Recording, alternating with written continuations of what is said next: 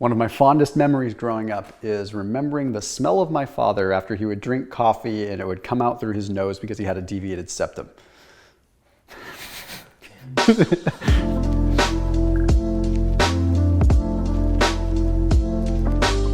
Kind of a gross thought. it's I don't know, whatever. You gotta have a life and gotta have some humor. Okay, instant coffee versus unfiltered versus filtered versus cold brew. Which one is the best under which circumstance?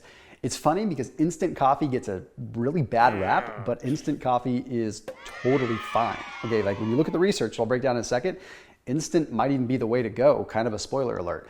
What they do with instant coffee is when it's brewed at a relatively high heat quickly, and then it's generally freeze-dried. So immediately it's freeze-dried, so it's retaining a lot of the antioxidants, retaining a lot of the benefits and the flavonoids, but it's not having time to really oxidize and cause problems.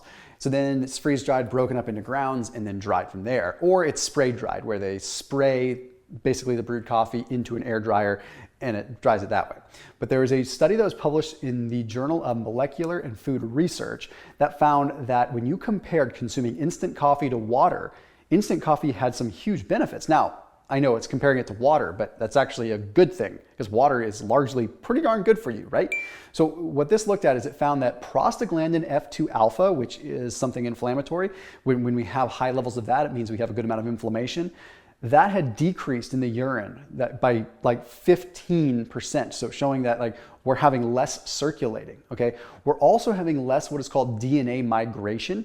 So when we drink bad coffee that is oxidized, it triggers oxidation in our lymphocytes and things like that, which can cause what's called DNA migration, where the DNA actually kind of changes its encoding because it becomes somewhat mutated as a result of basically oxidized bad coffee. Well, instant coffee, because it doesn't go through that oxidation process as much, it's better under those circumstances. But I think the most fascinating thing is they found the total antioxidant capacity in humans that consumed instant coffee was higher than when they consumed water. So instant coffee is not bad. Is it better than other forms of coffee? Not necessarily, but maybe. The point is it's not bad like people think, okay? Instant coffee is fine. Now let's jump over to unfiltered. Okay, unfiltered coffee is going to be like espresso, like Turkish coffee, Arabic coffee, where you're not running it through a filter or anything like that. This is what was intriguing to me because I love my espresso, and this is a little bit interesting when you start digging into the research. The European Journal of Preventative Cardiology published a big study that looked at 508,000 people over 23 years, and they found that people that consumed unfiltered coffee had a higher risk of cardiovascular disease and a higher risk of mortality. And they likened it to some of the compounds that come through when you drink unfiltered coffee. In this case, it has to do with something called cafestol more than anything. And what this can do is this can elevate your free blood triglycerides. So in essence, it's changing your lipid panel. So you're going from having a potentially good lipid panel to changing and skewing it with triglycerides because it's unfiltered, because of these compounds that are able to come through. Not to mention the oxidation that comes along with the high heat. So heating it up really hot, like espresso, and then not really filtering those compounds, you're ingesting things that seem to have some interesting adverse effects.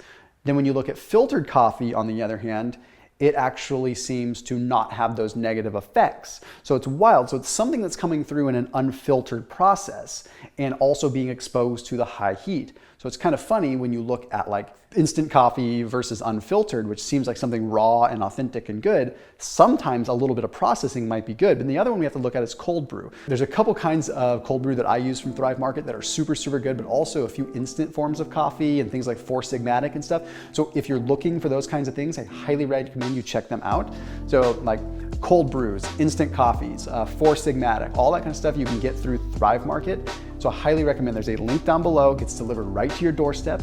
So if you're on the go and you want to have like some instant coffee shipped to your doorstep or anything like that, you can go that route, or cold brews or whatever, even your favorite kind of coffee roasts, stuff like that. So special link down below just for people that watch my channel. Okay, also, let's talk cold brew. The process with cold brew is probably the best. Okay, because you can make cold brew in a filtered fashion. You can also make it unfiltered. So what I would recommend is with cold brew, if you're making it, make it in a filtered fashion. Use it with like a bag or a filtration system.